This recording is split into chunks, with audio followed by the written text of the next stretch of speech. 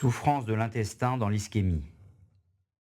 L'intestin grêle qui mesure de 3 à 7 mètres de long comprend le duodénum, le jéjunum et enfin l'iléon. Il est séparé du côlon par la valvule iléocécale. Le côlon comporte 4 parties, le côlon droit, le côlon transverse, le côlon gauche et le rectum. En cas d'ischémie mésentérique aiguë, l'intestin va s'asphyxier par manque d'oxygène et s'infecter par ses propres bactéries. Ce sont ces deux phénomènes qui peuvent conduire à la nécrose. La souffrance intestinale concerne le territoire qui dépend du vaisseau bouché. Une petite artère entraînera une souffrance d'une petite portion de l'intestin, tandis qu'une occlusion de l'origine de l'artère mésentérique supérieure entraînera une souffrance étendue. Nous avons schématisé l'artère mésentérique supérieure en 3 portions, S1, S2 et S3. Selon la portion, nous pouvons prévoir quelle partie de l'intestin sera en danger.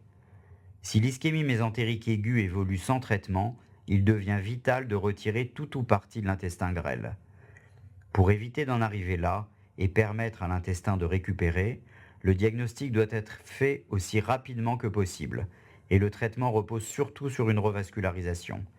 Il existe ainsi des critères qui permettent de prédire l'évolution et même de décider de ne pas opérer les malades. Malheureusement, chez une minorité de malades, une résection peut quand même s'avérer nécessaire à court ou moyen terme si l'intestin ne parvient pas à récupérer.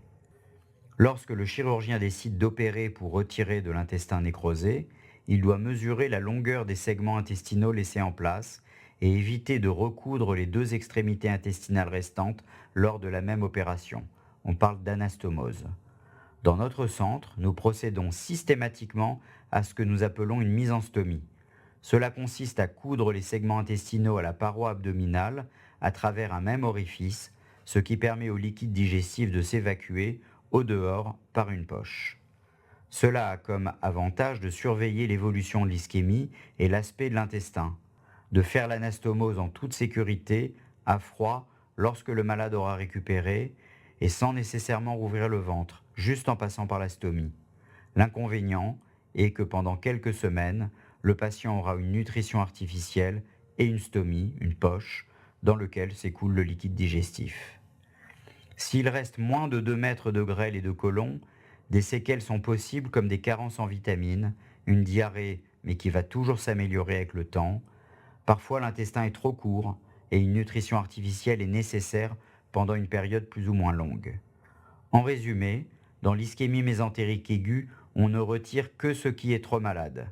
Ce qui compte, ce n'est pas tant ce qu'on retire, mais ce qu'on laisse. Il faut aussi préserver l'intestin par une bonne revascularisation. En cas de résection et de stomie, pas de panique. C'est pour une courte durée et si possible, sans séquelles.